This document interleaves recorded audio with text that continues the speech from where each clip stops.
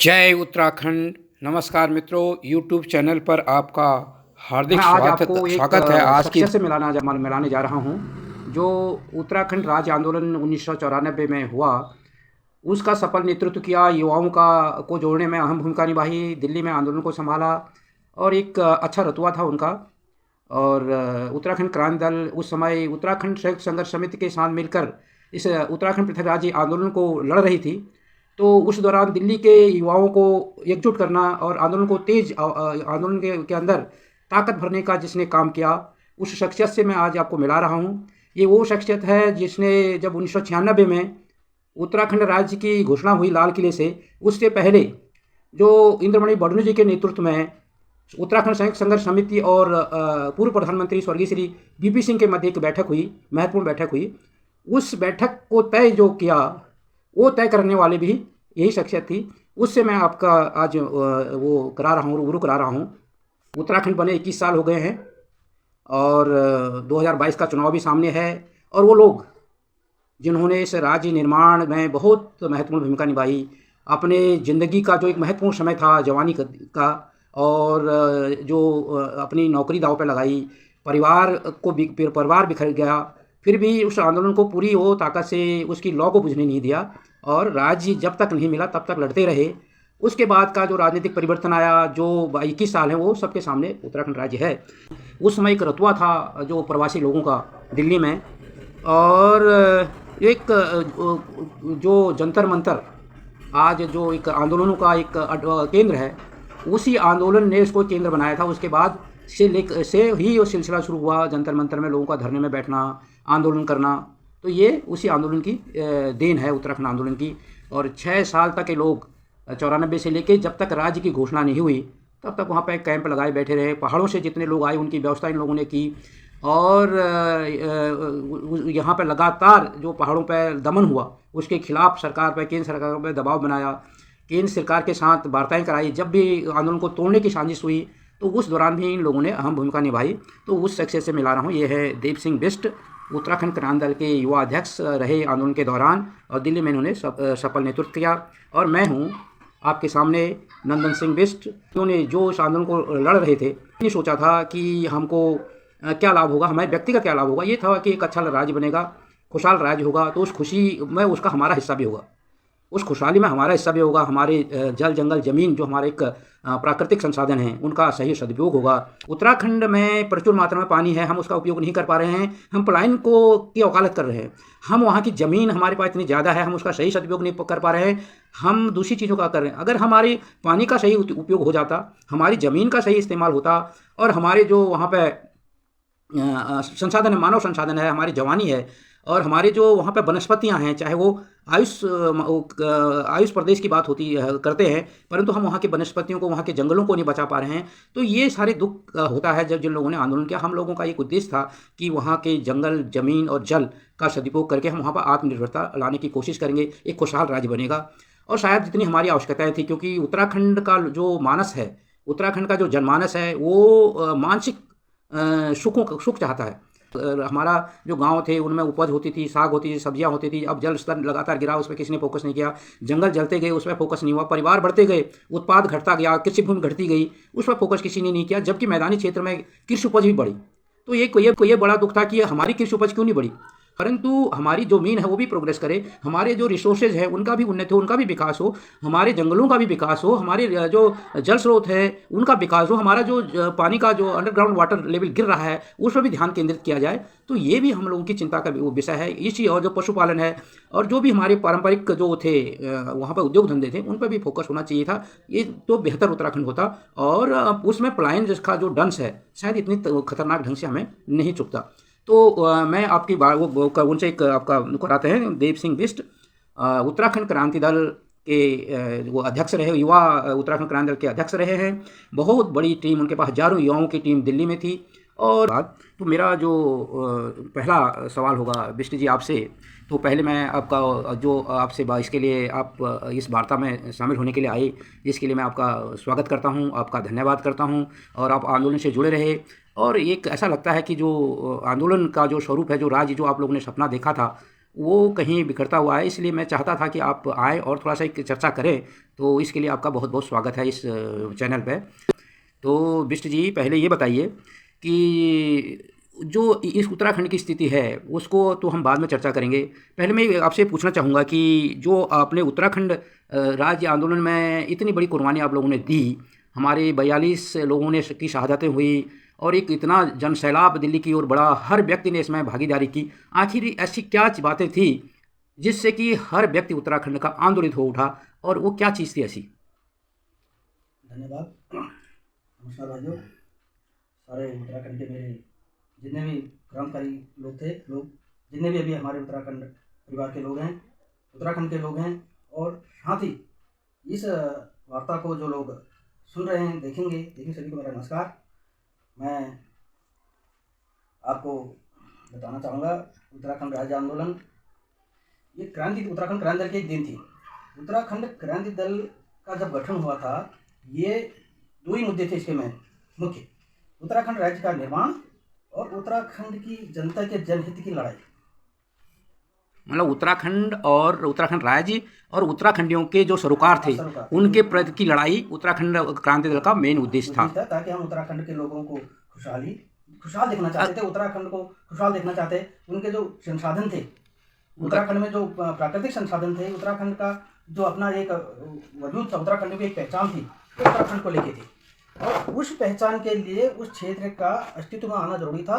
उन लोगों का जो पहाड़ का विकास था, बिहार उत्तराखंड अलग थे वो राज्य, क्योंकि यहाँ भौगोलिक परिस्थिति अलग थी, मैदान की अलग थी। उत्तराखंड की जो उत्तराखंड राज्य है उसकी भौगोलिक परिस्थिति अलग थी, जिससे उत्तर प्रदेश में रहते हुए उसका विकास नहीं हो पा रहा था। वो लोग मतलब तिरस्कृत रह रहे थे, वो क्षेत्र अविकसित रह रहा था, उसकी तरफ कोई सोच ही नहीं पा रहा था, क्योंकि जो भी नीति निर्धारक थे वो मैदान के थे, उनको तो भौगोलिक परिस्थितियों का। अगर मैं यहाँ पर आपको थोड़ा रुकना चाहूँगा, क्योंकि जब उत्तर प्रदेश के साथ हमारा एक उत्तराखंड था, तो ऐसा तो नहीं है कि नीति निर्धारक मैदान के थे, क्योंकि हेमंत इंदन बहुगुणा हैं, हमारे गोविंद वल्लभ पंत जी हैं, और नारायण दत्त तिवारी जी हैं, और कई केंद्रीय मंत्री हैं, और ये केंद्र में रहे, तो उन्होंने, वो तो उत्तराखंड के थे, उन्होंने वहाँ पर कई बार मुख्यमंत्री रहे। उनके रहते हुए तो ये तो हम नहीं कह सकते कि वहाँ जो नीति निर्धारक थे वो मैदान के थे, ऐसा तो नहीं है। तो फिर भी उत्तराखंड का विकास क्यों नहीं हो पाया? उसमें एक चीज़ थी, उत्तराखंड से अभी एक्चुअली में हर जगह देखा जाता है कि राजनीतिक प्रतिनिधित्व कहाँ से कितना जा रहा है। जहाँ 425 की विधानसभा थी, वहाँ पर केवल 19, आप तो 22 हो गए हरिद्वार को जोड़ के उस टाइम, लेकिन 19 प्रतिनिधि जाते थे केवल उत्तर प्रदेश से, जिसमें 406 प्रतिनिधि वहाँ तक उनके मुख्यमंत्री हुआ करते थे। वो अगर वो पहाड़ की तरफ नीति बनाते हो मैदानों का, वो कुछ इस तरह के है, पहाड़ों की तरफ अगर पहाड़ की नीति बनेगी तो उसमें मैदानों का हित होगा। तो आप चाहते थे मैदानों का हित में यहाँ पे मेरा जो वर्चस्व है उनका वर्चस्व खत्म होता। तो एक मतलब जो प्रजातंत्र है, प्रजातंत्र मतलब यहाँ पे एक प्रजातांत्रिक जो असूल है कि बहुमत मैदान का होता था, और मैदान का बहुमत होने के कारण उत्तराखंड जो एक पहाड़ी राज्य है, आज की डेट में भी उसमें कुछ जिले मैदानी हैं, तराई का इलाका है, फिर भी 85% क्षेत्र जो है पहाड़ी है। तो उसके अनुसार नीतियाँ बनना मुश्किल था, क्योंकि जो बहुमत था वो बहुमत ही नहीं, मतलब समझ लो प्रगाढ़ बहुमत, यानी 99% या नहीं भी कहा था तो 95% मान के चले, तो 95% हिस्सेदारी मैदान की थी। इसलिए उत्तराखंड से आए हुए लोग भले ही वहाँ मुख्यमंत्री रहे, परंतु उत्तराखंड का हित नहीं कर पाए। तो यहाँ पर यह समझना जरूरी है, जब तक चाहे वो अगला आज जो अब जबकि अलग राज्य बन गया है, अलग राज्य बनने के बावजूद भी उत्तराखंड का भला नहीं हो रहा। उसका कारण क्या है कि उत्तराखंड का जो नेतृत्व आज भी कर रहा है वो ऐसे लोग कर रहे हैं जिनके पार्टी के अंदर वो अल्पसंख्यक हो गए। मतलब अगर पार्टी के अंदर जब नीतियां बनती हैं, जैसे कांग्रेस है, कांग्रेस में अगर पहाड़ हितैषी लोग, अगर पहाड़ से चुने हुए लोग अगर कांग्रेस पार्टी के आते भी हैं, या भारतीय जनता पार्टी के आते भी हैं, या दूसरी पार्टी के आते हैं जो बाहर के हैं, तो जब उनके पार्टी के अंदर नीतियां बनती हैं तो उत्तराखंड उसमें नगण्य हो जाता है। इसलिए वो लोग उत्तराखंड के फेवर में काम नहीं कर पा रहे हैं। तो आप ये कहना चाह रहे हैं? इसलिए अच्छा, मेरा एक सवाल ये था, ये तो हुआ कि हमारा क्यों विकास नहीं हो पाया, परंतु मैं यहाँ पे ये कहना चाह रहा हूँ, मेरा एक सवाल ये है आपसे कि जब उत्तराखंड आंदोलन चला, तो उत्तराखंड आंदोलन, क्योंकि उत्तराखंड क्रांति दल, हम बताएंगे कि आपको, उत्तराखंड क्रांति दल का गठन 79 में हो गया था, और उत्तराखंड क्रांति दल में वो लोग रहे जो आज़ादी के बाद से या आज़ादी से पहले से अलग राज्य की एक सपना लेके सजे हुए चले थे, और उन्होंने अलग अलग प्रयास किए, बहुत सारे प्रयास किए, और उन प्रयासों में विफल होने के बाद उन्होंने माना जब तक हमारा एक क्षेत्रीय संगठन नहीं होगा मजबूत, तब तक इस राज्य की लड़ाई को लड़ा नहीं जा सकता है। और 79 में उन्होंने अलग राज्य बनाया और अलग पार्टी बनाई, अलग राज्य ने अलग क्षेत्रीय पार्टी बनाई और लगातार उस पर काम किया। परंतु यहाँ पर एक और बहुत बड़ी बात समझने की है कि क्या जनता को ये सारी चीज़ें समझने में 15 साल लग गए? क्योंकि जन आंदोलन जो खड़ा हुआ वो 94 में हुआ। जनता को ये लोग बदलाते लग गए, जो राष्ट्रीय पार्टी के लोग थे, आज से नहीं तब से जनता को भ्रमित करते रहे। इन्होंने कभी उनको अलगाववादी कहा, कभी उनको उग्रवादी कहा, तो इस तरह जनता को भ्रमित करते रहे। तब जनता को ये लोग 15 साल तक मतलब समझाने में आए, जब जनता को समझा पाए कि भी आप लोगों का विकास क्यों नहीं रहा है, आपको रोजगार क्यों नहीं मिल पा रहा है, आपके बच्चे पलायन क्यों कर रहे हैं, आपके बच्चे पलायन करने के बावजूद भी लंच में जाके केवल उनके नौकरी के लिए दर दर भटक रहे हैं या किसी की दर दर पर आश्रित है, दूसरे पर आश्रित है वहाँ पे। और तो वो लोग भी जब इस चीज़ को समझे, जब लोग प्लान किया यहाँ उन्होंने देखा कि भी क्या चीज़ है, वास्तविकता क्या है, हम कहाँ पिछड़ गए। ये जो लोग वहाँ उत्तराखंड की बात करें, हम तभी मतलब वो कर सकते हैं, अपना विकास कर सकते हैं, हमारा विकास तभी हो सकता है, हमें रोजगार तभी मिल सकता जब तक हमारा क्षेत्र अलग नहीं होता, हमें वहीं रोजगार मिलेगा, हम वहीं अपने क्षेत्र का विकास होगा, हमारा विकास भी होगा। और इसलिए ये राज्य का अलग होना बहुत जरूरी है। हमारा तभी ये हमारी व्यवस्था हमारे हाथ में आएगी, तभी हमारे विकास होगा, तभी हमको रोजगार मिले, तभी हमारे यहाँ खुशहाली आएगी। मतलब इस बात को समझने में जनता को 15 साल लग गए, 15-16 साल लग गए। उसके बाद जनता लामबंद शुरू हुई, लामबंद हुई उत्तराखंड क्रांति दल के झंडे के नीचे, और पूरी जनता जब लामबंद हुई तो बहुत बड़ा आंदोलन खड़ा हुआ। और उस आंदोलन के दरमियान उत्तराखंड क्रांति दल को लोगों ने प्रतिनिधित्व भी दिया। उसके विधायक लखनऊ विधानसभा भी पहुंचे। माननीय हमारे वर्तमान अध्यक्ष हैं काशी सिंह जी, यशवंत सिंह बिष्ट जी, ये लोग वहाँ पहुँचे उत्तर प्रदेश विधानसभा। इन लोगों ने वहाँ अपनी आवाज़ उठाई, इन्हें कहा भी हमारे को उत्तराखंड राज्य का विकास नहीं हो रहा है, हम लोग वो क्षेत्र आर्थिक रूप से। चलो ये तो हुई, मतलब ये हुआ राज्य बनने तक की बात। और यहाँ पर मैं एक और बात आपसे पूछना चाहूँगा, क्योंकि उत्तराखंड की बात जब होती है तो एक पहला जो समझ में आया, मैं इसको थोड़ा स्टेप में बांटने की कोशिश करूँगा। क्योंकि देश आज़ाद हुआ, देश आज़ादी के बाद ये तो है नहीं कि अलग राज्य नहीं बने, बहुत सारे राज्य बने। तो उत्तराखंड की जनता को 79 यानी 47वां राज्य बना, 32 साल लग गए अपने क्षेत्रीय संगठन बनाने में। यानी उन्हें 32 साल बाद उनको होश आई कि क्षेत्रीय संगठन होना चाहिए, तभी हम अलग राज्य की लड़ाई लड़ सकते हैं।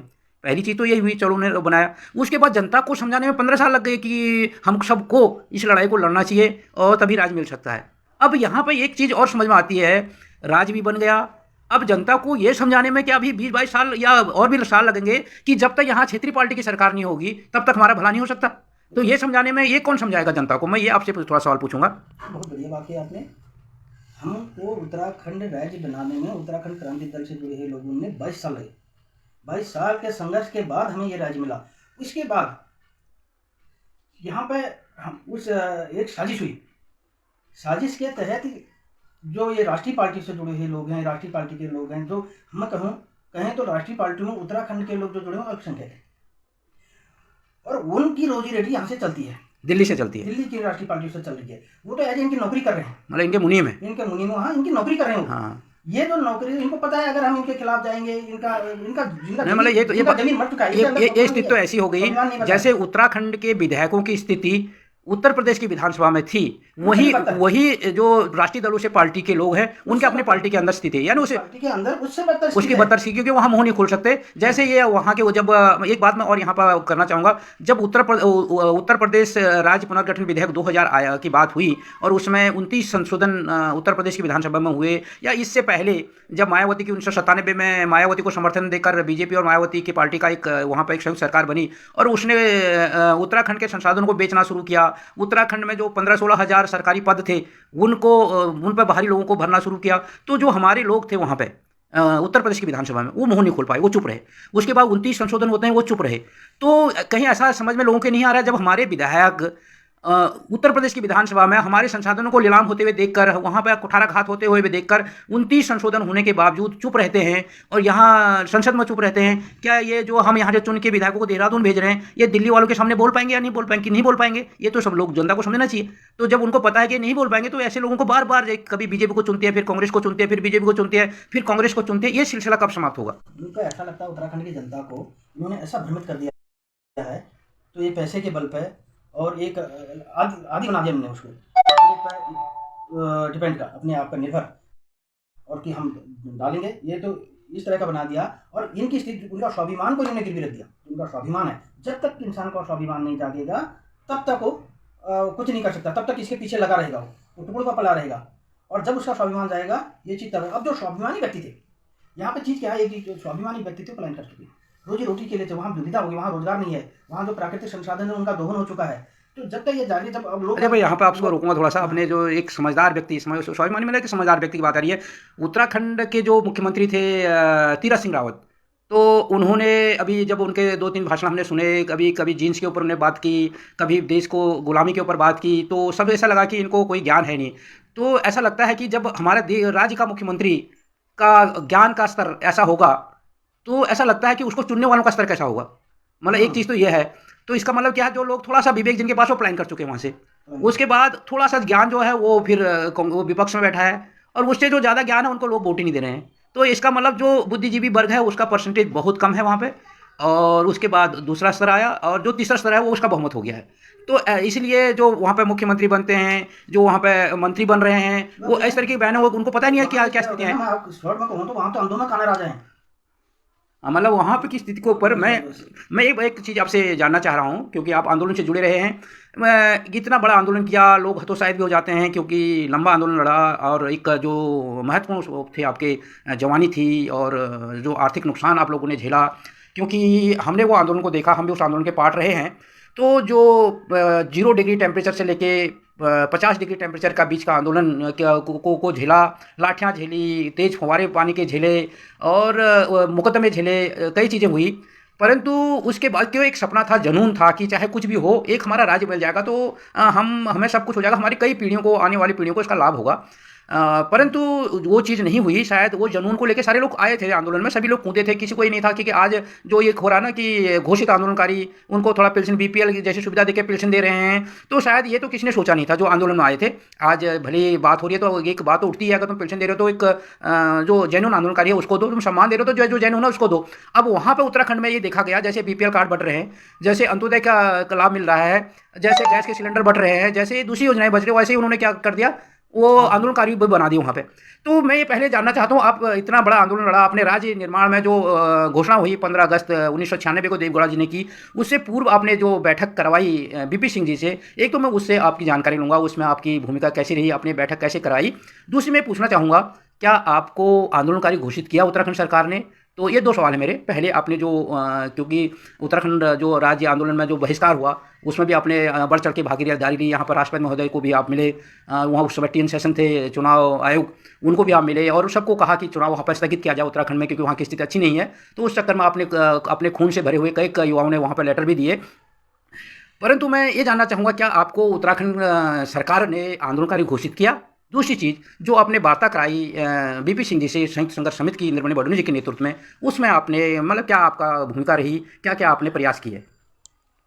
जहाँ तक वार्ता की बात है, हमने वो वार्ता करवाई थी, इसमें जब आंदोलन अपने चरम सीमा पर था, सन 94 में, जो 2 अक्टूबर 94 को जो हमारी ये दिल्ली चलो, दिल्ली में हम एक जन समर्थन और एक जनता की आवाज़, इतने जन समर्थन दिखाना चाहते थे। हमारा मकसद शांतिपूर्ण रैली का था कि हम भारत सरकार को या इंटरनेशनल मीडिया को ये दिखाना चाहिए कि उत्तराखंड की संपूर्ण जनता उत्तराखंड राज्य को चाहती है। ये मुट्ठी भर लोग नहीं, जबकि इन्होंने फैला रखा मुट्ठी भर लोग हैं, तो ये पूरी जनता यहाँ उत्तराखंड अलग राज्य को चाहती है। तो इस आंदोलन को जब बेरहमी से कुचला गया, मुजफ्फरनगर जैसे अति घृणित कांड हुए, हमारे साथ किया गया, हमारी महिलाओं के साथ किया गया, लाल किले में हमारे पास गोलियाँ चलाई गई, आंसू गैस के गोले छोड़े गए, पानी की बौछारें छोड़ी गई, लोगों को पकड़ पकड़ जेल में ठूसा गया। तो ऐसी स्थिति में जब आंदोलन को मानसिक रूप से और तोड़ने की कोशिश कर दी गई, बिखराने की कोशिश कर दी गई, दमन से, हाँ, दमन किया गया, पूरी तरह दमन करके इन्होंने आंदोलन को एक तरह से बिखरा सा दिया था। ऐसी स्थिति में जब लोग फिर इकट्ठे करना लोगों को, ये बहुत जरूरी हो गया था। आंदोलन को पुनः जीवित करना था। ऐसी स्थिति में लोगों को इकट्ठा कर, और लोगों का जो मनोबल तोड़ के उसको पुनः जागृत करना था, लोगों का स्वाभिमान को जगाना था। भाई ये तो सरकार की दमनकारी नहीं कहेंगे, एक साजिश के तहत आंदोलन को तोड़ा, इसमें राष्ट्रीय पार्टी भी शामिल है। इसमें अप्रत्यक्ष रूप से तो ये यहाँ प्रत्यक्ष रूप से, हाँ, तो सरकार तो उन्हीं की हुई, सरकार इनकी, और अप्रत्यक्ष रूप से क्योंकि इनकी जमीन खसक गई थी उत्तराखंड की पूरी जनता उत्तराखंड क्रांति के साथ लामबंद हो गई थी, और इनकी जमीन खसक गई, इसलिए इनको जरूरी था। अच्छा, तो आपने चर्चा की, तो इसमें मैं थोड़ा सा ऐड करूँगा, फिर बात करूँगा कि आपने वो बैठक कैसे कराई। तो जब पक्ष और विपक्ष, तो पक्ष वहाँ पर कांग्रेस का था संसद में भी, और विपक्ष उस समय भारतीय जनता पार्टी थी, और एक थे कम्युनिस्ट पार्टी के हमारे जो इंद्रजीत गुप्त थे, वो एक निजी विधेयक लेके आए थे उत्तराखंड पृथक राज्य के मामले में, और उस पर चर्चा होनी थी 3 अक्टूबर 1994 को। और भारतीय जनता पार्टी ने, जो आज उत्तर प्रदेश में भी, केंद्र में भी, उत्तराखंड में भी और सत्ता में भी है, आज भी है और कई बार पहले भी रही, उसने उस चर्चा को नहीं होने दिया और हल्ला कर दिया और संसद स्थगित कर दी गई। उसने कहा पहले मुजफ्फरनगर कांड पे बात होनी चाहिए, वहाँ पर दमन हुआ है। उसने मतलब राज्य को पीछे धकेल दिया, उस दौरान राज्य के मुद्दे को पीछे धकेल दिया और मुजफ्फरनगर कांड के ऊपर बहुत बहस करके संसद स्थगित करा दी। जबकि निजी बिल आया था और सब लोग ये लागते थे कि इस बिल पर सरकार और संसद में लोगों की क्या राय होगी, तो हो सकता है 94 में ही उत्तराखंड राज्य बन जाता। और भाजपा ने मुजफ्फरनगर कांड को आगे करके उस पर संसद नहीं चलने दी। परंतु उसके बाद मतलब राज्य का मुद्दा उसने पीछे कर दिया, मुजफ्फरनगर कांड का आगे कर दिया। परंतु जब वो सत्ता में आती है, उसके बाद वाजपेयी की सरकार बनती है, मुजफ्फरनगर कांड के दोषियों को आज तक सजा नहीं मिली। संसद स्थगित हो गई, उत्तराखंड का मुद्दा धकेल दिया गया संसद में 3 अक्टूबर 1994 को। परंतु जब सत्ता में आए और आज राज्य बनने के बाद इतने साल हो गए, यानी 94 से लेके 6 साल वो हो गए और 21 साल 27 साल हो गए हैं, मुजफ्फरनगर कांड का दोषी किसी को सजा नहीं मिली, उस पर अभी तक लोगों को न्याय नहीं मिला। तो ये भी समझने की ज़रूरत है। पक्ष और विपक्ष केंद्र में भी यही हैं, उत्तराखंड में भी यही बन रहे हैं। मैं यहाँ पर एक जानने की कोशिश कर रहा हूँ कि वो जनता, जो उत्तराखंड की जनता है, जो उत्तराखंड का मतदाता है, वो ये कब समझेगा कि हमारा हितैषी कौन है। क्योंकि मैं जो शुरू में भी मैंने इस वार्ता में कहा था कि उत्तराखंड का वो जो जनमानस है इतना सुस्त क्यों है, उसको हमारा एक अलग क्षेत्रीय संगठन होना चाहिए। ये समझने में 32 साल लगे आज़ादी के बाद, जबकि अलग अलग 32 साल लगे। आज़ादी के 47 में आज़ाद हुए, 79 में उत्तराखंड क्रांति दल बनाया। उसने कहा हमें नहीं, बिना क्षेत्रीय दल के राज्य नहीं बन सकता। प्रयास हुए, परंतु सारे प्रयास राजनीति के शिकार हो गए। तो 79 में उसने कहा नहीं, एक क्षेत्रीय दल होना चाहिए, तभी अलग राज्य बन सकता है। क्षेत्रीय दल बनाया, उसके साथ लामबंद होने में 15 साल लग गए।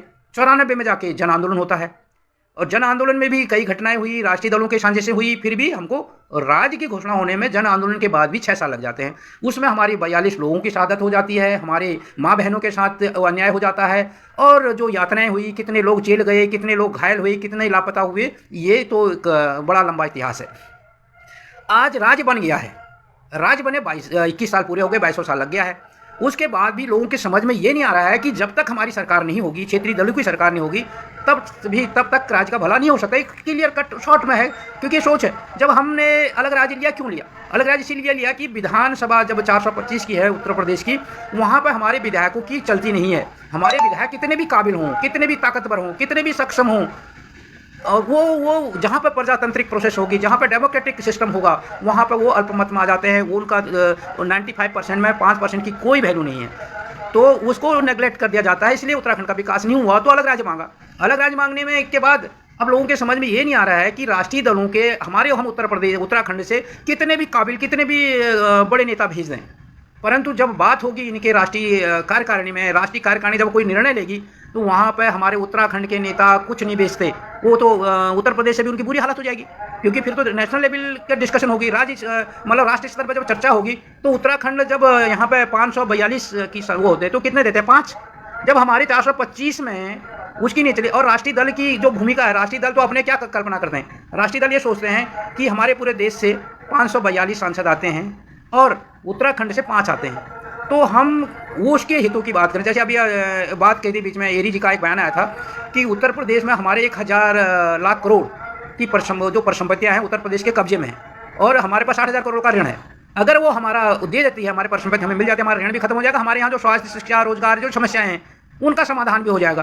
तो अब उसकी लड़ाई लड़ेगा कौन, जब हम ऐसे लोगों को चुन के भेज रहे हैं जिनका जो नेतृत्व है वहाँ पर इनकी कोई वैल्यू ही नहीं है। ये तो पॉइंट में आ जाएंगे इनकी। जब हम 5 की को काउंट करेंगे तो 1% इनका आएगा, तो जब इनकी राष्ट्रीय कार्यकारिणी बैठेगी तो इनका 1% का नेतृत्व, और वहाँ तो 5% तभी हमारा बैठता था उत्तर प्रदेश में।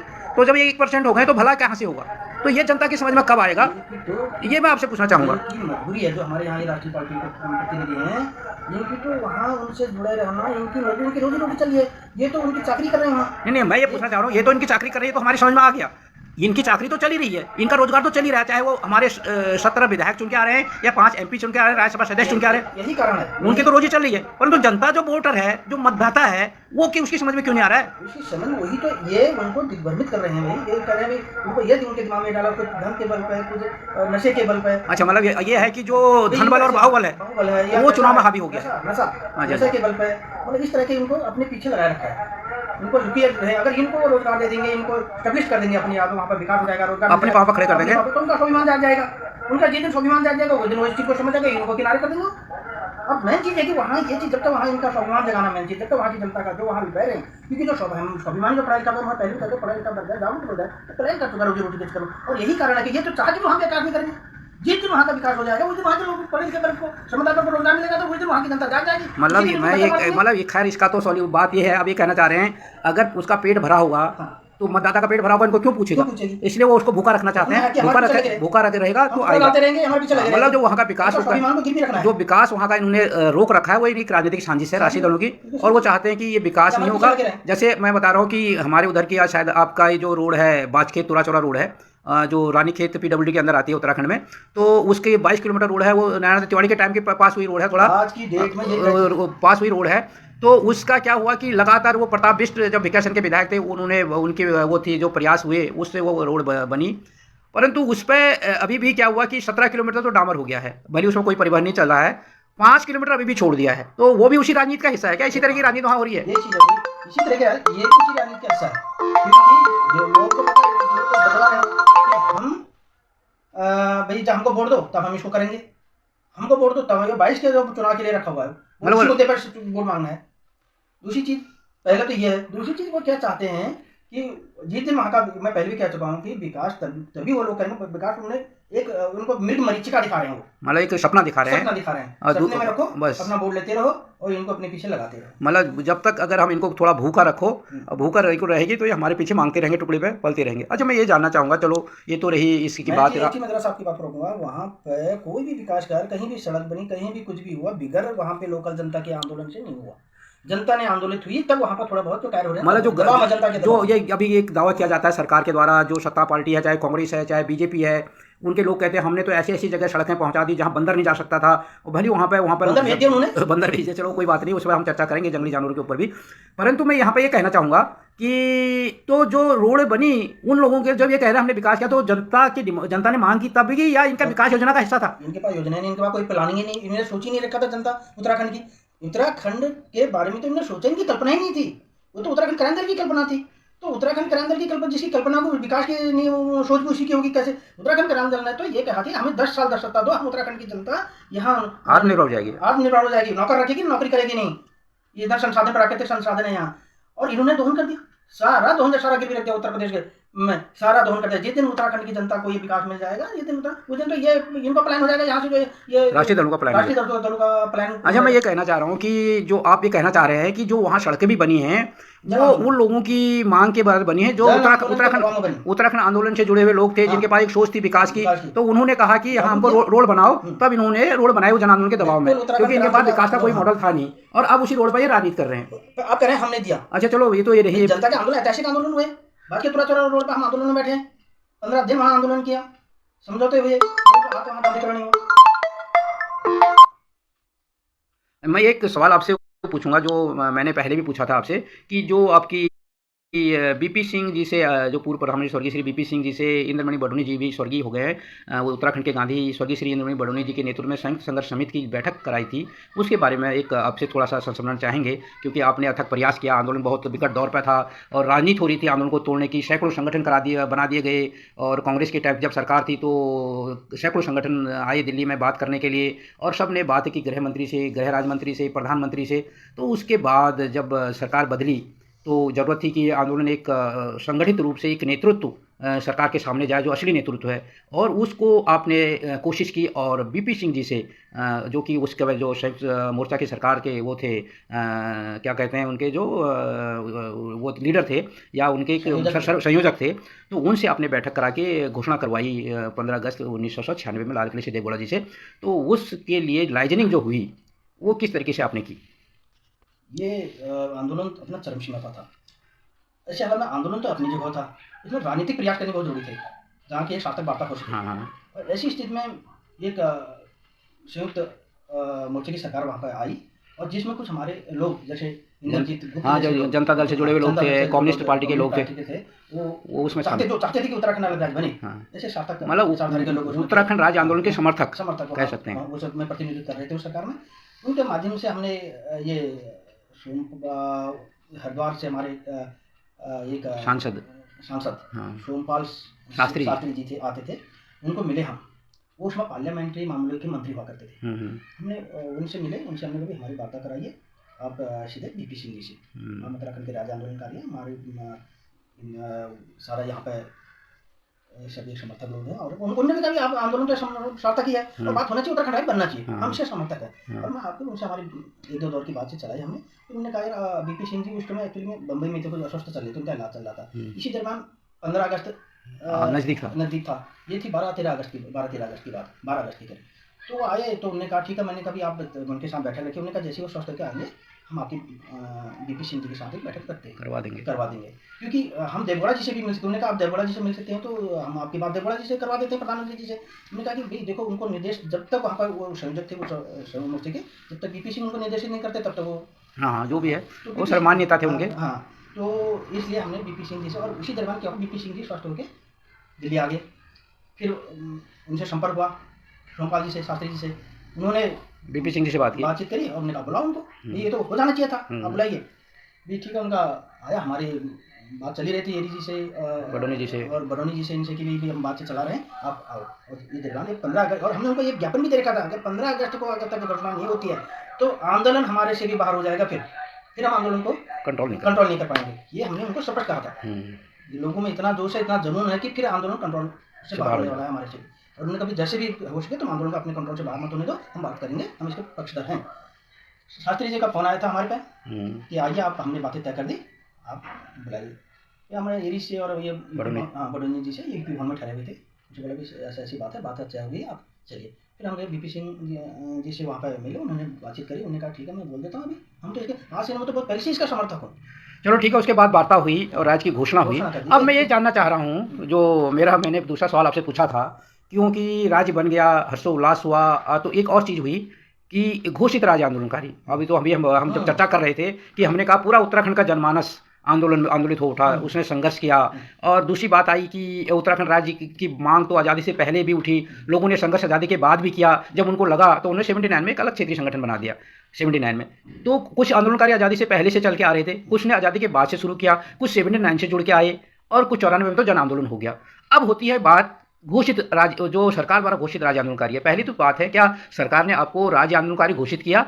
दूसरी बात होती है, क्या सरकार के जो मापदंड हैं उसमें क्या कहीं ऐसा है कि आंदोलनकारी को चिन्हित करने का कोई पैमाना मानक सही है, या फिर एक उसमें भी जैसे वो अंत्योदय के कार्ड, बीपीएल के कार्ड या उनकी अपनी योजनाएं बढ़ रही हैं, क्या वैसे ही तो आंदोलनकारी का सर्टिफिकेट तो नहीं बढ़ रहे हैं? वैसे अंदर बाटे रोड़ी करके रखने को दे, ये सरकार के पास कोई नीतियाँ नहीं थी, जो ना आंदोलन ही नहीं किया। जिन लोगों ने, अभी मैं बताऊं, कांग्रेस या बीजेपी के जितने भी लोग प्रतिनिधित्व कर रहे हैं वहाँ पर, एक भी आंदोलनकारी नहीं है, एक ने पार्टिसिपेट नहीं किया। अगर कोई भी जिन संगठन भी अगर कोई आंदोलनकारी लोग हैं जिनने हमारे साथ जुड़ा है, जिन्हें राज्य आंदोलन में जुड़ा है, वो पहचान सकता है कि ये कांग्रेस या राष्ट्रीय पार्टी का कोई भी प्रतिनिधि पिछले 20 साल से जो रहा है ये आंदोलन में कहाँ इसका पार्टिसिपेट रहा।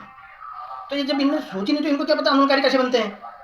इन्हें तो उस दिन एक रात को बंद हो गया, आ गया, उसमें तो ये सलाह था, जो जहाँ से था वहीं से उमड़ पड़ा। तो वो लोग थे भी, हमें तो ये देखना, तो वास्तविक आंदोलनकारी जो संघर्षशील थे, जो पुराने आंदोलनकारी थे, उनको तो आंदोलन जिंदा रखना था। इनका तो काम था कि ये बंद हो और आंदोलन टूटे। हाँ, तो मतलब सरकार की कोशिश थी कि हम आंदोलनकारियों को बंद करें, हाँ, और आंदोलन को बिखेर दें, आंदोलन को खत्म हो जाए। जो अग्रणी आंदोलनकारी थे, जो संघर्ष रहते इतने साल तक, अगर एक बार अंदर हो जाते तो आंदोलन टूट जाता, आंदोलन बिखर जाता। और ये अपने मतलब जो कुछ लोग आए आंदोलन के दौरान 94 में आए और बंद हो गए, और कुछ इनके भी लोग थे जो शादी रह रहे थे वहाँ आंदोलन तोड़ने के लिए अंदर गुजर गए। हाँ, मतलब जो आंदोलन को फेल किया, जैसे 31 अगस्त को कुछ लोग पीछे पत्थर मार रहे थे, वो सारे वो लोग बंद हो गए। और कुछ लोग वो भी थे, नहीं कि मैंने कुछ आंदोलन भी थे, कुछ वैसे लोग भी हो गए। तो उन्होंने जो मानक रखे उसके बाद वो ऐसे रखे कि या तो हॉस्पिटल में जो हमने मार दिया हो, हॉस्पिटल में जिसकी हड्डी टूट गई हो, हॉस्पिटल में एडमिट रहा हो, और या तो जेल में बंद रहा हो 10 दिन 11 दिन, आज तो 7 दिन कह रहे हैं, इतने दिन तक कंटिन्यू बंद है। अब कंटिन्यू तो 10 दिन बंद हो, उसके बाद आंदोलन क्या करेगा भाई? उसके बाद तो बिखर गया। अब आंदोलन 10 दिन बंद रहता है तो आंदोलन टूट गया। तो जो वास्तविक आंदोलनकारी उसको तो अपने आप को शेप रखना, मतलब जो सरकारी मापदंड है उससे आंदोलनकारी को जस्टिफाई नहीं कर सकता। इन्होंने केवल ये किया कि जो उस दौरान झटके में जिसने, देखो अगर जेल कौन जाएगा, हड्डी किसकी टूटेगी, लाठीचार्ज किस पे होगा, जो आंदोलनकारी तो हमारा गांधीवादी आंदोलन था। उसमें तो ऑलरेडी ऐसा आदमी भी है जो सरकारी नौकरी कर रहे थे, वो तो जुनून में आ गए और उसी टाइम बंद भी हो गए, और दूसरे दिन जमानत पे आए, वो जमानत पे 5-7 दिन 8-10 दिन बाद तो आंदोलनकारी हो गया। वो लोग कह रहे हैं कि हम आंदोलन कर ही नहीं रहे, उस दिन गए और आंदोलनकारी बन गए भाई। अच्छा, मतलब उनकी किस्मत ने साथ दिया, और आप लोग घोषित हुए नहीं हुए आंदोलन? हम तो वास्तविक आंदोलन तो आप तो घोषित नहीं हो पाए। मैंने जब बडोनी जी ने हमारी घोषणा हुई थी राजनीतिक चुनाव, हमने एक कल्पना की उत्तराखंड में चुनाव का बहिष्कार होगा, उत्तराखंड का प्रतिनिधि अब जाएगा तो उत्तराखंड के ही विधानसभा में पहुंचेगा, और जब तक उत्तराखंड राज्य अलग नहीं होता तब तक हम उत्तराखंड में चुनाव नहीं होने देंगे। अब उत्तराखंड का प्रतिनिधि उत्तराखंड के ही विधानसभा में जाएगा। तो जब हमने ये काम किया, ये आंदोलन, उसके लिए हमने शपथ पत्र का खून से ज्ञापन दिया पहले मुख्य चुनाव आयुक्त TN शेषन जी को, और उसके बाद खून से लिखे हुए शपथ पत्र हमने महामहिम राष्ट्रपति जी को सौंपे, और वो शपथ पत्र दिए, और उसका जब सारे जो है वो जो हमारे नेतृत्व में गए, मैंने अपने नेतृत्व में, हमारे शिष्टमंडल गए, तो उसका पहाड़ों में जाके भी चुनाव का बहिष्कार किया अपने हमारे युवा गए यहाँ से, हमारे बहुत मतलब दिल्ली में उस समय युवाओं को इकट्ठा करने में आपने अहम भूमिका निभाई। वो सारे युवा अभी दिल्ली की राष्ट्रीय दलों, भले वो राष्ट्रीय दलों से जुड़ गए हों, इधर जुड़ गए हैं, परंतु उनके मतलब अहम भूमिका रही। हमको उत्तराखंड बनाना है, उत्तराखंड लेना है, और उत्तराखंड का उस टाइम जब चुनाव बहिष्कार का हमने नारा दिया था बडोनी जी ने, तो उसके बाद एक ही चीज था, युवाओं के पास कंधों में जिम्मेदारी आ गई थी कि अब उत्तराखंड का प्रतिनिधि उत्तराखंड का ही विधानसभा में जाएगा, न कि उत्तर प्रदेश की। तो इसीलिए चुनाव का बहिष्कार हुआ था। भले उससे मतलब उत्तराखंड क्रांति दल को नुकसान हुआ, क्योंकि जब एक नुकसान तो वो था, हमारा जो मुख्य मकसद था राज्य बनाना था, हमारा उसमें टारगेट वही था। मतलब उद्देश्य वही था, हम उद्देश्य पर चल रहे थे, चाहे कुर्बानी कुछ भी हो, राज मिलना चाहिए। हाँ, राजनीतिक कुर्बानी उसमें तो जो राजनीति के लोग थे वो भाग गए। जबरदस्ती कांग्रेस और बीजेपी राष्ट्रवादी उस टाइम पे भी गद्दारी करी, चुनाव लड़े, और इनके वो जो पाले हुए वहाँ पे थे, वो जबरदस्ती उन्होंने 2-4 वोटों से मिले, इनको कहीं किसी बूथ पर 2 मिले, किसी पर 4 मिले, किसी पर कुछ नहीं मिले, तो उसके बावजूद तो उसी का लाभ इनको क्या मिला, जैसी राज्य अलग हुआ, फिर उनके मिलकर इन्हें एक साजिश रची, मतलब जो वहाँ सरकार 29 संशोधन करा दिया, कोई आवाज निकालने वाला नहीं था, कारण कि उनके टुकड़े पर थे 29 संशोधन, और उसके जो परिसंपत्तियों का बंटवारा हुआ उसके बाद आज तक कोई ये दो पार्टियों से कोई ये कहने वाला नहीं है कि हमारी परिसंपत्ति का हमारी परिसंपत्ति का हिस्सा तो उत्तर प्रदेश को दे रहे हैं, उसका मालिकाना हक तो दे रखा है, लेकिन उत्तर प्रदेश में विकास हो उसका मालिकाना हक उत्तराखंड को। अच्छा, हाँ, मैं इसी पे कहना चाह रहा हूँ, जब दो भाई अलग होते हैं, पैतृक जमीन होती है, अगर हम उत्तराखंड और उत्तर प्रदेश को ऐसा मान लें कि एक संयुक्त परिवार है, एक बाप के 2 बेटे हैं, एक उत्तराखंड है, एक उत्तर प्रदेश है, और जो पुरानी संपत्ति है वो बाप की संपत्ति है। अब वो बंटवारा होता है तो दोनों बेटों को उसकी हिस्सेदारी के हिसाब से मिलती है, चलो वो क्षेत्रफल का मानक माना हो, चाहे वो जनसंख्या मानक माना हो, कुछ भी मानक माना। अगर जब राज्य बनने से पहले कुछ भी संपत्तियां बनी, वो उत्तर प्रदेश में भी बनी और उत्तराखंड में भी बनी, दोनों जगह, परंतु उत्तर प्रदेश में, उत्तराखंड में जो सड़कें बनी, बांध बना, जितना भी निर्माण हुआ, वो सारा अभी उत्तर प्रदेश के कब्जे में है। उनसे जो भी टैक्स आता है, जो भी इनकम होती है, कुछ भी होता है, उत्तर प्रदेश ले जाता है। पर उत्तराखंड में, उत्तर प्रदेश में जो उस समय बनी हुई, उनका उत्तर प्रदेश को क्या उत्तराखंड को हिस्सा क्यों नहीं मिलता? एक सवाल तो ये बहुत बड़ा है, और इसकी लड़ाई इन्होंने क्यों नहीं लड़ी, और ये जनता इस चीज़ को कब समझेगी? इसको जब ये नेता नहीं समझ पाए, तो राष्ट्रीय पार्टी को जो हमारे प्रतिनिधित्व कर रहे हैं, उनकी जनता क्या समझेगी? ये नेता आते नहीं लड़ पाए, ये तो वही तो करो ना, इनकी तो ये वैसे लोग उन्होंने, जैसे राष्ट्रीय पार्टी का जो शीर्ष नेतृत्व है, जो केंद्रीय नेतृत्व है, उन्होंने जिनको बना रखा है विवेकहीन बुद्धिहीन लोगों को बना रखा है इन्होंने अपने वहाँ प्रतिनिधि, वैसे उन्होंने वहाँ के वोटरों को बना दिया अपने वोटरों को, तो वो कौन बोलेगा? इनके पास तो इतने है नहीं, इनका स्वाभिमान गिर भी है, स्वाभिमान को तो गिर भी रखा है, इनके पास थोड़ा भी स्वाभिमान बचा होता तो इनको तो कह रहा है वहाँ से लूटो, वहाँ से कौन के संसाधनों को लूटो, दोहन करो और यहाँ जमा करो। मतलब कहने का मतलब ये है कि चाहे राष्ट्रीय दल के जो वो है नेता हैं, वो मिट्टी के महादेव हैं, मिट्टी के महादेव है, उनको जैसा जिधर हिलाएंगे, जिधर डुलाएंगे उधर ही चलेंगे, और ये उत्तराखंड का भला नहीं कर सकते, परंतु ये जनता को समझाना है, जितना भी प्रतिनिधि राष्ट्रीय रोबोट है। अच्छा, अब ये एक और बात करूंगा कि अभी वहाँ पे कांग्रेस भाजपा की राजनीति चली थी, अब वहाँ पे केजरीवाल की पार्टी आम आदमी पार्टी भी वहाँ जा रही है, और इसमें भाजपा में और कांग्रेस में अंतर नहीं है, दोनों एक ही स्तर की पार्टियां हैं, और ये उत्तर प्रदेश में भी चुनाव लड़ रहे हैं, सभी लड़ रहे हैं, और राज्यों में भी चुनाव लड़ रहे हैं। अब ये सबसे बड़ी जो समझने की बात यहाँ पर यह है, पहले तो ये इनकी जो मुलायम सिंह यादव है, या कल्याण सिंह है, या मायावती है, या फिर राव कांग्रेस, जो आंदोलन के दौरान जिन लोगों ने हमारे साथ अन्याय किया, उनके साथ भी इनकी साठगांठ है। अब ये समझना की बात है कि जब उत्तर प्रदेश की राजनीति जो लोग कर रहे हैं, वो क्या परिसंपत्ति की जो बात आती है, जो बहुत बड़ा मुद्दा हमारे पास है कि हमारी संपत्तियां उत्तर प्रदेश के पास अभी भी पड़ी हुई हैं और कोई इस पर बात नहीं कर रहा। मुजफ्फरनगर कांड जैसी साजिश होगी, उसकी सही ढंग से वो नहीं हो रही, पैरवी नहीं हो रही है।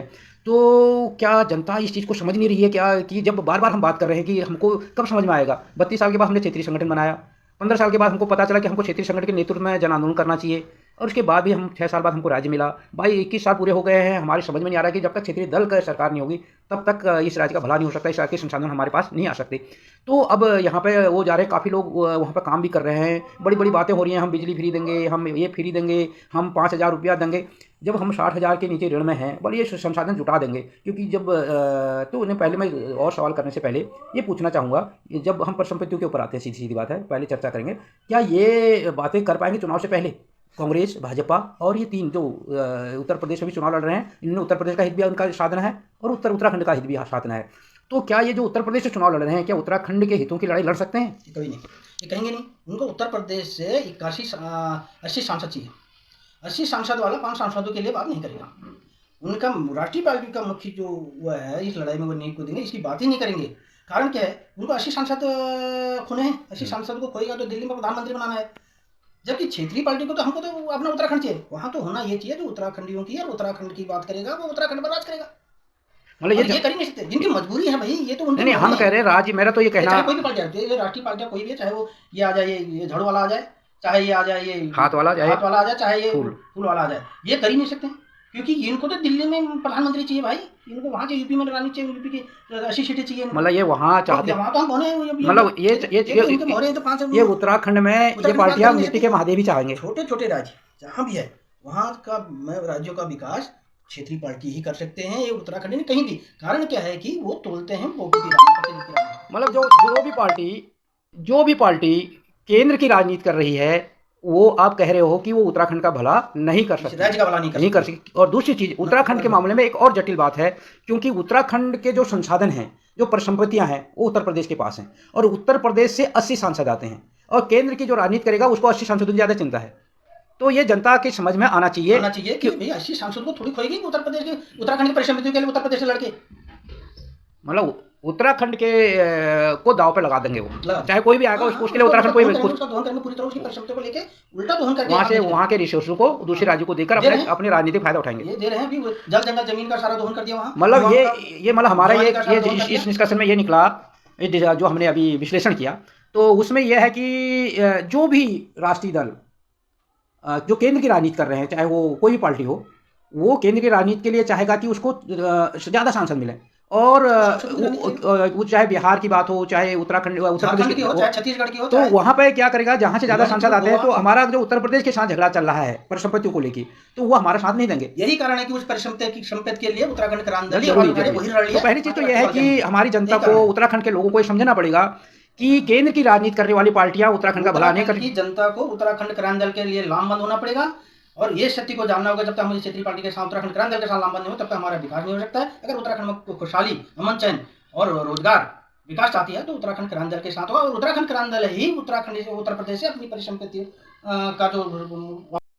और अब मैं एक बहुत पूर्ण सवाल पूछ रहा हूँ जो सबके ध्यान में होगा, कि मैं ये जानना चाह रहा हूँ देव सिंह बिश्ट जी, चलो ठीक है आंदोलन है, अब जनता जो सवाल आपने कहे कि जनता समझेगी, जनता को समझना पड़ेगा, उत्तराखंड क्रांति दल को लाना होगा, ये बहुत अच्छे सवाल है, बहुत अच्छे आपने बातें रखी, क्योंकि जब तक हमारा अपना ईमान, क्योंकि क्या होता है, जनप्रतिनिधि किसे चुने हम, अपना प्रतिनिधि कौन होगा, तो अपना जैसा होगा, हमारे बीच में होगा, हमारी बातों को समझता होगा, हमारे मुद्दों को समझता होगा, हमारी सोच का सम्मान करता होगा। अगर वो हमारी सोच का सम्मान किसी की दूसरे की बातों के दबाव में चलता है, वो हमारा भला नहीं कर सकता। तो प्रतिनिधि हम ऐसे जगह गांव का प्रधान चुनते हैं, पंच चुनते हैं, ये सारे हमारे प्रतिनिधि हैं। वैसे हमारे एमएलए भी हैं, एमपी है, पर हम जब चुनते हैं तो हम माफिया को देते हैं, हम शराब माफिया को, शराब के ठेकेदार को या बाहर के अनजान आदमी को वोट देंगे तो नुकसान में तो रहेंगे ही। तो लीडरों ने बहुत बड़ा संघर्ष किया है, बहुत बड़ी लड़ाई लड़ी इन्होंने, और हर मतलब लगातार कंटिन्यू 22 साल तक लड़ाई लड़ते रहे। उसके बाद जब इन्होंने राजनीतिक, क्योंकि जो अब था विकास की बात है, अब राजनीति करनी थी, और जो चीज़ अब जो हासिल होना तो राजनीति से होना है, अब आंदोलन से नहीं। अब तो हमको यही चीज़, तो कि हमने कहा हम उत्तराखंड में अपने शासन में अपने विकास की नीति खुद बनाएंगे, अपने विकास खुद करेंगे। तो अब वो चीज़ थी, ऐसे हालात में जब ये प्रतिनिधित्व राष्ट्रीय पार्टी के पास, उन्होंने ऐसी नीतियाँ बना दी, ऐसा धन बल पर ऐसा आदि बना दिया यहाँ के लोगों को प्रतिनिधित्व, जब तक ये व्यवस्था में नहीं आते तो ये इनकी गति कैसे देखेंगे आप। अब कहाँ तक आंदोलन करते रहेंगे, उतनी उम्र भी नहीं रही, उतना वो भी नहीं, लोग इन्होंने तोड़ दिया। जो हमारे पास जो युवा शक्ति थी, क्रांतिकारी शक्ति थी, जो हमारे पास अग्रेसिव लोग थे, वो प्लान कर चुके हैं, उनको इस तरह इन्होंने बिखरा दिया, इस तरह तोड़ दिया उनको कि वो निराश हो गए। पार्टी का हताशा, वही कारण मतलब जो युवा हताश के साथ साथ उत्तराखंड क्रांति दल की हताशा, वो युवा की हताशा है, क्योंकि उत्तराखंड में वही लोग थे। अब सवाल यह है कि अगर वही में बाहर में हताश कौन से लोग हैं, जो परिवर्तन ला सकता था, पर तो युवा लाता है, और युवा तो प्लान कर चुका है, वही चीज़ को समझ भी रहा है। अब वो रोजी रोटी का प्लान किया, वहाँ पहाड़ में कौन है, 2-4 बुजुर्ग, हर गांव में ऐसे लोग रह गए, और वो लड़का या फिर वहाँ माफिया रह गया, कारोबारी माफिया इन्हीं के लोग हैं। अब उसमें ऐसे हालात में इनका बोर्डिंग बना हुआ है, लोग इनके जैसे कर रहे हैं। और अगर ये यहाँ के लोग वहाँ रोजगार मिलेगा, तो ये युवा वर्ग वहाँ जाएगा, उसको रोजगार में परिवर्तन लाएगा, वो चीज़ को समझेगा। उन्होंने आंदोलन कर रखा है, उन्हें उत्तराखंड राज्य बना रखा है, उन्हें देख रखा है, शहादतें देख रखी है, तो ऐसे हालात में इनको तो चलो एक बात लंबी जा रही है, मैं उसकी बात मुद्दा यहाँ पे है।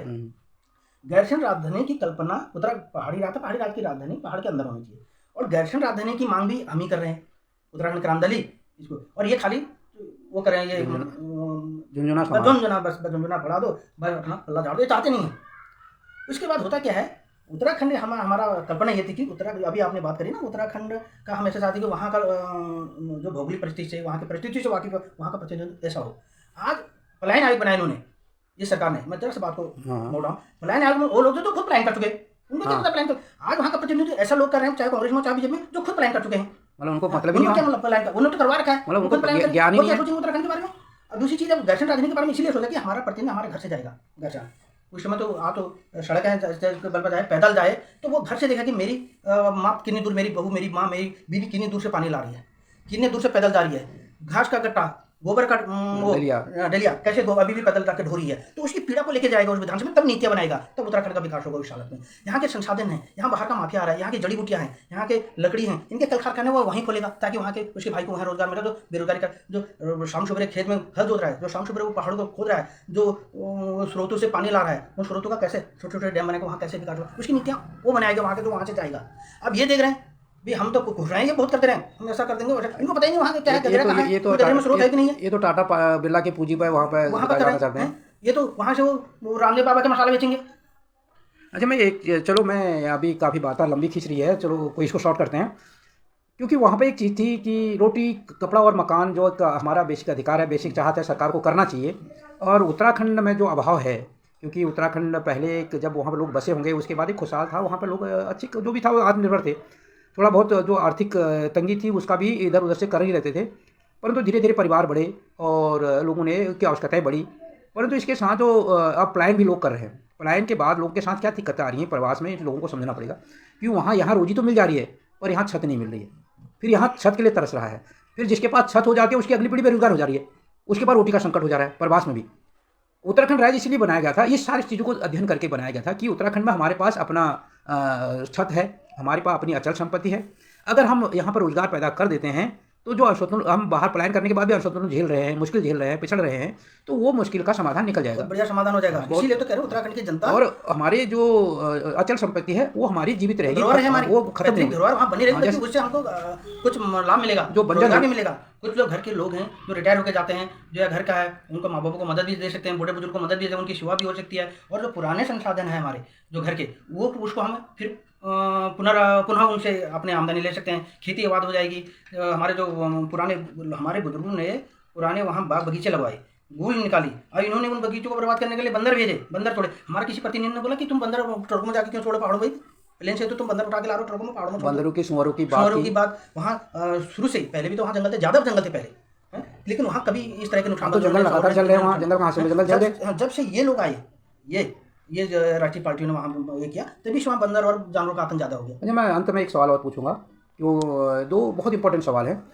विकास की बात करते हैं, बड़े बड़े बोर्ड टांग रहे हैं, चुनाव आ रहे हैं, अब विकास की परिभाषा क्या होगी हमारा? क्या जब विकास हुआ है तो क्या वहाँ पर उपज क्षमता बढ़ी है, वहाँ की खेती पशुधन बढ़ा है, वहाँ पे रोजगार बढ़े हैं, वहाँ पे गाँव का डेवलप? जैसे क्या होता है कि विकास में कहा जाता है कि हमारे गाँव में पहले 10 फैमिली रहती थी, अब उसमें 15 फैमिलियाँ हो गई हैं। हमारे गांव में पहले 10 मकान थे, अब 12 मकान हो गए हैं। विकास का एक तो जरिया ये नापने का। दूसरा, हमारे खेत पहले से 10 कुंटल गेहूँ होता था, अब 15 कुंटल हो रहा है। दूसरा पैमाना ये है। हमारी यही बागवानी की स्थिति है, यही पशुधन की स्थिति है, यही हमारे जो पारंपरिक उद्योग थे या हमारे काश्तकार थे उनका विकास की बात थी। तो एक तो विकास क्या हुआ। दूसरी चीज़, हमारे लोगों का वहाँ पर जो सैन्य ताकत है देश की, उसमें वहाँ के हर गांव से या हर परिवार से कोई ना कोई भागीदारी रही है।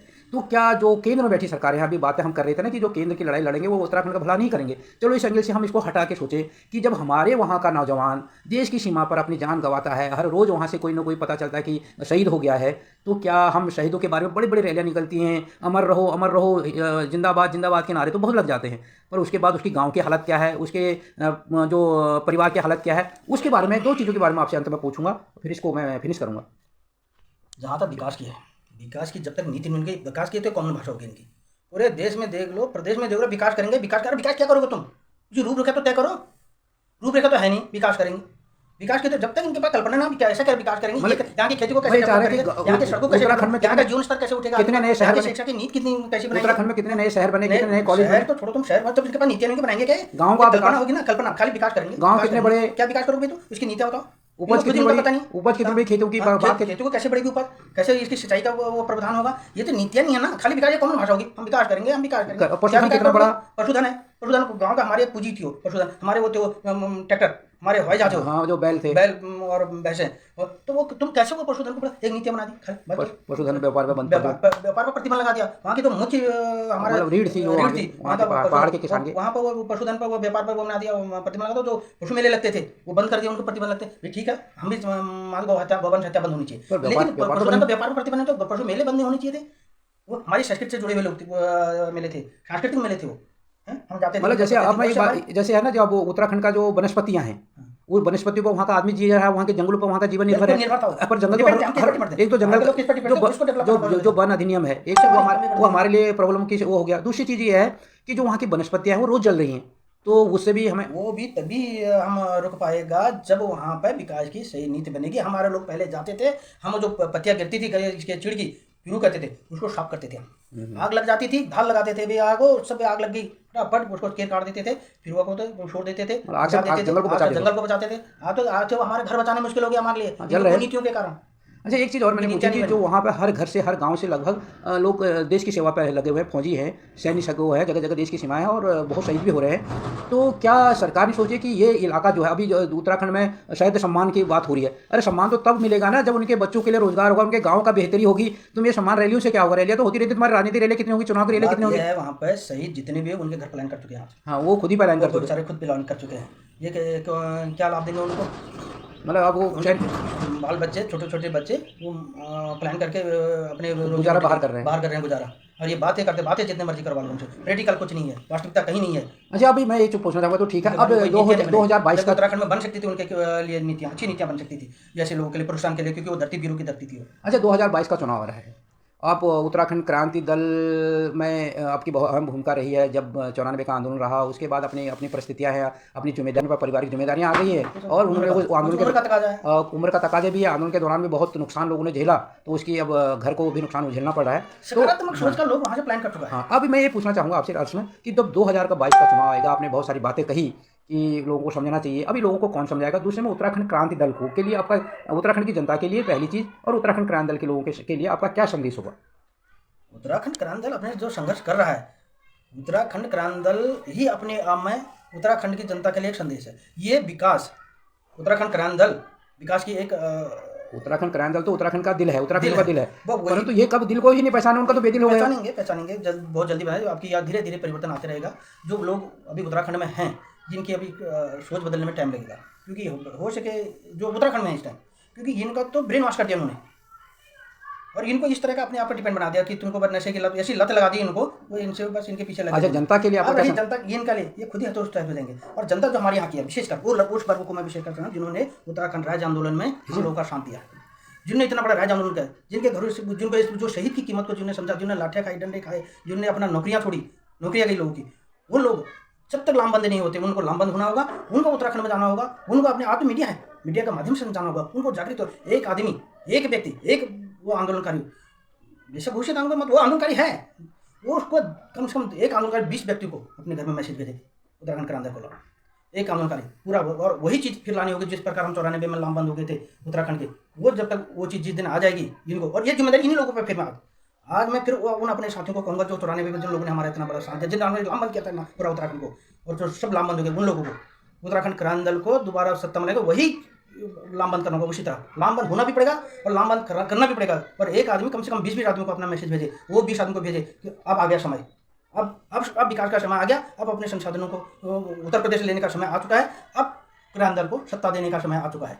ये देख लिया है हमने, तो उन्हें हाँ इतना दिग्भ्रमित हो कि इनके पास राष्ट्रीय सत्ता है, इनके पास, उसमें एक दिग्भ्रमित हुए थे लोग बात हो कि भाई शायद मतलब इनके केंद्र में सरकार है, यहाँ केंद्र में ये जल्दी विकास कर देंगे, ये क्षेत्रीय पार्टियां इनकी पहुंच, मतलब इन्होंने इसलिए ब्लैकमेल किया कि जिसकी केंद्र में सरकार होगी वही राज्य का भला कर सकता है। ये जबकि ऐसा नहीं है, वो ज्यादा शोषण करेगा। साल में ये दोनों पार्टियों को मतलब आप ये कहना चाहते हैं, आप ये कहना चाहते हैं जो कि उत्तराखंड के साथ क्या हुआ कि जनता के साथ को चला गया, क्योंकि अगर केंद्र में और राज्य में एक ही सरकार रहेगी तो विकास जल्दी होगा, ऐसा चीज भर दी गई है। परंतु उल्टा ये हो रहा है कि इसमें उत्तराखंड लूट रहा है, और इसलिए वो जो भ्रम था वो भ्रम वो तोड़ना पड़ेगा। यही जनता हटा सकती है। यहाँ पे ये राज्य को बचाना पड़ेगा है तो और जो दिल्ली में बैठा लुटेरा है वो तो भक्षक ही है, बहुत खतरनाक, उसको उत्तराखंड से कोई मतलब ही नहीं है। ये तो कम से कम उत्तराखंड की तब भी है। एक अंतिम सवाल है, क्योंकि आप सल्ट विधानसभा से हैं, ये सल्ट विधानसभा जो क्षेत्र है पहले रानीखेत में आया करता था, और रानीखेत विधानसभा क्षेत्र वो था जब पूरे भारत में इंदिरा लहर चल रही थी, उसमें उन्होंने एक ऐसे आदमी को आगे भेजा था उत्तर प्रदेश विधानसभा में जिसने वोट भी मांगा था, नोट भी मांगा था, गरीब घर के आदमी को उत्तर प्रदेश में ऐसा परिवर्तन ला देती है। वो जब जाती है सल्ट की जनता तो वहाँ की तो वो करिश्मा चेंज लाती है, करिश्मा पर नया कुछ दिखने को मिलता है, और वो परिवर्तन सल्ट विधानसभा में इस बार दिखेगा।